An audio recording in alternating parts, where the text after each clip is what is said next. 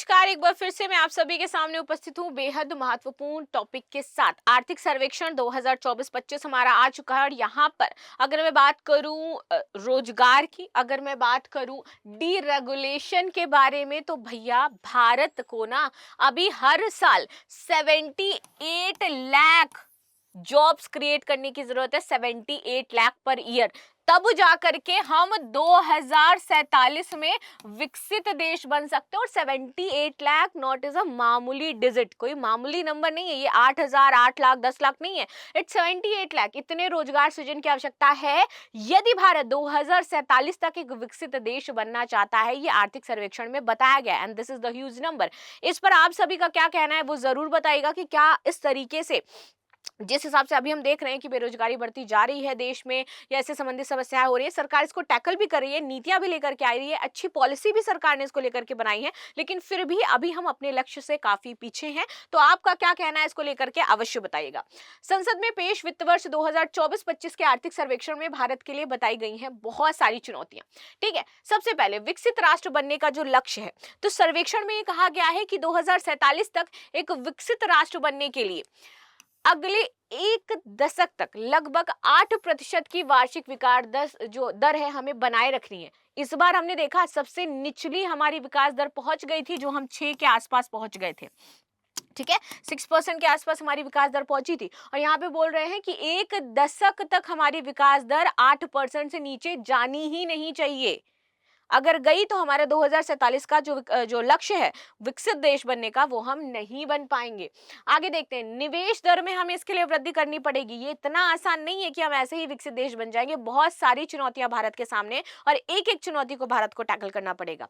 इस विकास दर को हासिल करने के लिए निवेश दर को 35% तक बढ़ाने की आवश्यकता है, जबकि वर्तमान में ये दर 31% है। तो इसको बढ़ा करके हमें क्या करना है, 35% करना है। अभी हमने देखा बजट आ गया है हमारा, आप सभी ने बजट अभी तक देख भी लिया होगा, बहुत सारी चीजें सस्ती हुई हैं। यहाँ पर 12 लाख तक की बात की जा रही है कि आपका टैक्स नहीं लगेगा। मोबाइल लैपटॉप्स आपके सस्ते हो गए। क्लोथिंग में बात करें तो लेदर का जो सामान है वो आपका सस्ता किया गया है।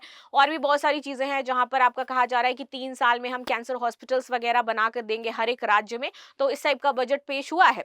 तो आपकी बजट को लेकर के क्या राय है वो भी जरूर बताएगा। और ये जो आर्थिक सर्वेक्षण है ये हमें आईना दिखाता है, ये देश का आईना है। ये हमें बताता है कि एक्चुअल में अगर हमें ग्रोथ करनी है तो सिर्फ बातों से हम ग्रोथ नहीं कर सकते हैं। We need 78.5 lakh jobs per year, तब जाकर के हम कह सकते हैं कि हाँ हम एक अच्छी स्थिति में पहुंचेंगे। और ये हमें 2030 तक करना पड़ेगा।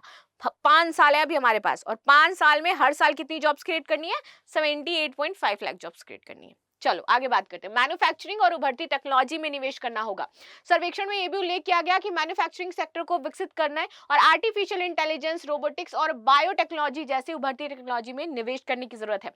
शिक्षा और साक्षरता की बात करें, 100% साक्षरता यदि हमें हासिल करनी है तो शैक्षणिक संस्थानों की एक तो हमें गुणवत्ता बढ़ानी पड़ेगी, साथ ही साथ बेहतर शिक्षा प्रणाली जो है उसकी भी आवश्यकता वर्तमान में देश को है।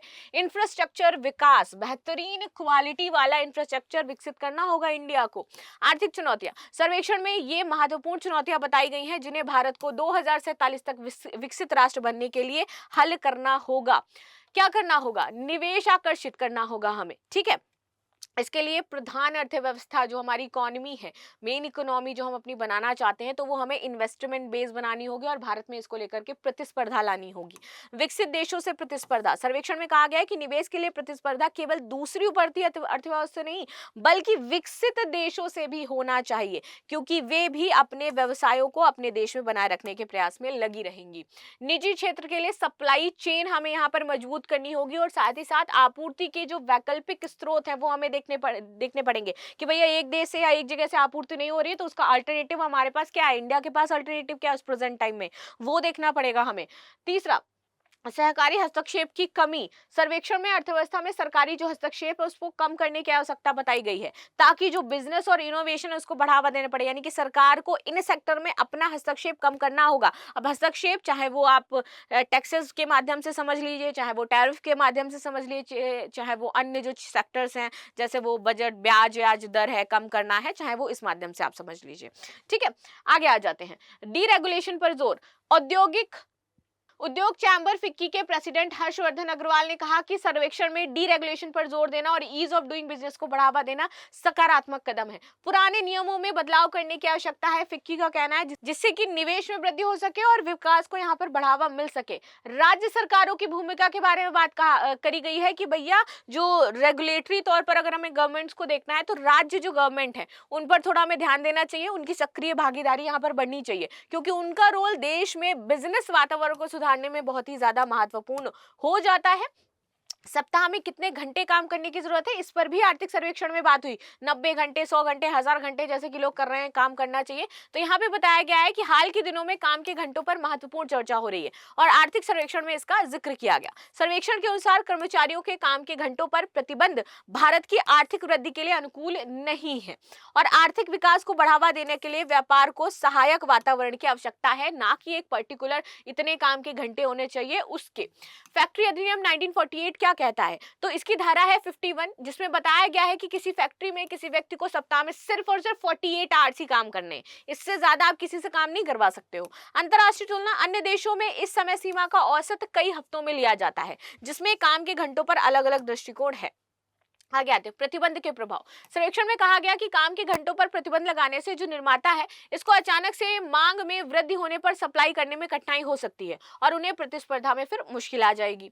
आईएलओ की सिफारिश, अंतर्राष्ट्रीय श्रम संगठन 3 सप्ताह की अवधि में औसत कार्य घंटे तय करने की सिफारिश करता है। यहाँ पे बताया गया आर्थिक सर्वेक्षण में कि कंपनियों को प्रॉफिट बढ़ रहा है। ऑटोमोबाइल सेक्टर की यदि मैं बात करूं तो इनका जो प्रॉफिट है वो 15 सालों में इस बार उच्चतम स्तर पर था, लेकिन फिर भी ये लोग एम्प्लॉयज को क्या है, पैसा नहीं दे रहे। इन्होंने ऐसा इन्वायरमेंट बना दिया है कि भैया हमारे पास प्रॉफिट नहीं आ रहा है, हमारे पास काम नहीं आ रहा है, हमको क्या पैसा दे। जबकि यह सर्वेक्षण, आर्थिक सर्वेक्षण ये बताता है कि हाईएस्ट इस बार लोगों को प्रॉफिट हुआ है, लेकिन फिर भी वो एम्प्लॉयज को पैसा नहीं देना चाहते हैं।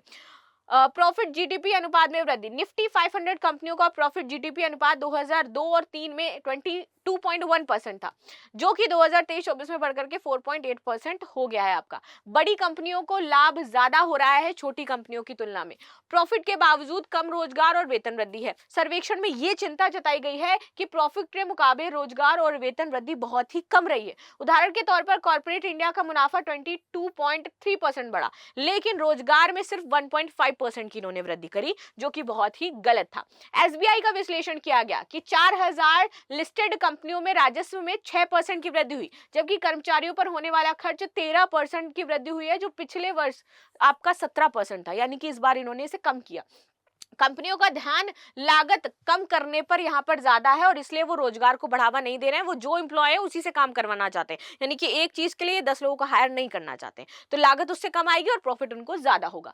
वैश्विक नीतियों पर निर्यात का असर हो रहा है। उन्होंने बोला जो हमारी वैश्विक नीतियां हैं, ठीक है, तो 2025-26 में भारत का विदेश व्यापार वैश्विक नीतिगत परिवर्तनों से प्रभावित हो सकता है, क्योंकि प्रमुख अर्थव्यवस्थाएं अपने व्यापार रवैये को बदल रही हैं।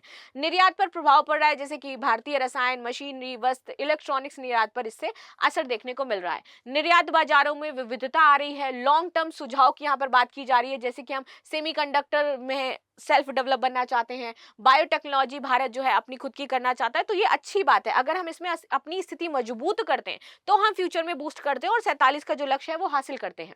व्यापार पर अंकुश के उपाय, विभिन्न देश व्यापार पर अंकुश लगाने के उपाय अपना रहे हैं, जिसमें लागत में वृद्धि हो सकती है, निवेश कम हो सकता है और इनोवेशन आपका धीमा हो सकता है, जिससे वैश्विक आर्थिक वृद्धि की जो रफ्तार है वो कम हो जाएगी। तो इसको भारत को ध्यान में रखना है। इसके लिए खुद हमें सेल्फ डेवलप होना पड़ेगा कि हम दूसरे देशों पर निर्भर ना रहें। भारत का मार्केटाइज व्यापार घाटा, मार्केटाइज यानी कि फैक्ट्री से बनी हुई वस्तुओं के व्यापार में भारत का घाटा बढ़ रहा है, लेकिन सर्विसेज के व्यापार में भारत हमेशा से सरप्लस में ही रहता है। निर्यात में वृद्धि का अनुमान जो है बताया जा रहा है कि 2025-26 में निर्यात 6% की वृद्धि का अनुमान है, जबकि विकास दर 6.3 से 6.1% के बीच रहने का अनुमान यहां पर बताया जा रहा है। ठीक है, निर्यात में प्रतिस्पर्धा बढ़ाने की आवश्यकता है। विकसित बाजारों की यहाँ पर तलाश की जा रही है। लॉजिस्टिक्स ट्रेन जो चेन है हमें वो बढ़ानी है, जैसे हवाई अड्डों का निर्माण करें, बंदरगाहों का निर्माण करें हम। ठीक है, 2036 तक 9.3 करोड़ घरों की यहाँ पर मांग होने वाली है इंडिया में, तो इसको हमें पूरा करना है कि हमें कितने घर चाहिए, 9.3 करोड़ घर बनाने हैं। बढ़ी हुई मांग में ज्यादातर अफोर्डेबल और मिड सेगमेंट के घर हैं। कोविड-19 महामारी के बाद बड़े घरों को खरीदना लोग पसंद कर रहे रहे हैं क्योंकि वहां वो रहना चाहते हैं। वर्ष 2018 में अफोर्डेबल सेगमेंट में घरों की आपूर्ति 40% थी, जो कि 2024 में घट करके मात्र 16% हो गई है। जमीन और कंस्ट्रक्शन सामग्री महंगे होने के कारण लोग घर नहीं बनवा पा रहे हैं। नए इन्वेस्टमेंट की आवश्यकता, तो कॉर्पोरेट प्रॉपर्टी कंसल्टेंट अनुज पुरी के अनुसार अफोर्डेबल घर खरीदने और डेवलपर्स द्वारा नया इंसेंटिव देना होगा ताकि इस अवसर का लाभ उठाया जा सके। आम बजट का असर, शनिवार को पेश जो हमारा बजट अभी पेश हो गया है, तो वहां पर ये देखा जा रहा है कि उससे क्या फायदा होगा। कृषि में उत्पादकता बढ़ाने पर जोर दिया जा रहा है। भारत दुनिया के उत्पाद में 11.6% योगदान करता है, लेकिन यहाँ की फसलों की उत्पादकता प्रमुख देशों की तुलना में आपकी बहुत ही ज्यादा कम हो जाती है। बीज उत्पादकता पर बात की जा रही है, जलवायु रोधी बीजों पर फोकस करने की बात की जा रही है, कृषि आय में वृद्धि की बात की जा रही है। कृषि आय सालाना आपकी 5.23% की वृद्धि दर बढ़ी है, जबकि गैर कृषि आय यहाँ पर 6.24% की यहाँ पर वृद्धि हुई है। लास्ट में क्वेश्चन है, भारत को 2047 तक एक विकसित राष्ट्र बनने के लिए आर्थिक सर्वेक्षण में किस वार्षिक विकास दर को बनाए रखने की आवश्यकता है? 6, 7, 8 और 9। ये बहुत ही इंपॉर्टेंट था, सारे सेगमेंट्स मैंने इसमें कवर किए हैं जो भी इंपॉर्टेंट थे। बाकी आपकी क्या राय है जरूर बताना। मिलते हैं नेक्स्ट क्लास में, तब तक के लिए धन्यवाद। लाइक शेयर सब्सक्राइब करना बिल्कुल भी ना भूलें and thank you so much.